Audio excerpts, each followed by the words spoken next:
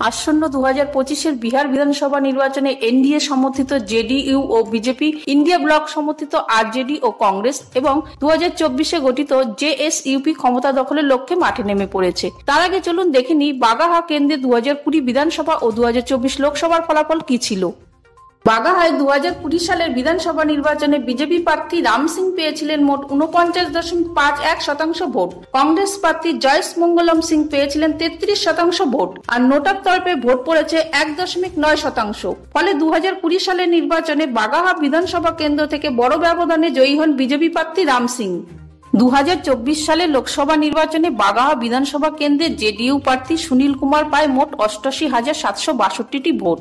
RJD প্রার্থী দীপক যাদব পায় 75,317টি vote. অন্যদিকে বিএসপি প্রার্থী দুর্গেশ সিং চৌহান পায় 3,762টি ভোট। ফলে বলা যায় বাগাহা বিধানসভা কেন্দ্রে 2024 লোকসভা নির্বাচনে জেডিইউ প্রার্থী সুনীল কুমার সামান্য ব্যবধানে এগিয়ে রয়েছে। এবার দেখে নেওয়া যাক বাগাহা বিধানসভা কেন্দ্রে 2025 সালে সম্ভাব্য ভোটের ফলাফল নিয়ে সমীক্ষক সংস্থার রিপোর্ট। এই রিপোর্ট অনুযায়ী এনডিএ সমর্থিত বিজেপি পেতে পারে 46.72% ভোট, ইন্ডিয়া ব্লক সমর্থিত কংগ্রেস পেতে পারে 30.42% ভোট, জেএসইউপি পেতে পারে 7.58% ভোট আর নোটা পেতে পারে 1.84% ভোট। সেক্ষেত্রে বিজেপি ও কংগ্রেসের ভোট কিছুটা কমতে পারে।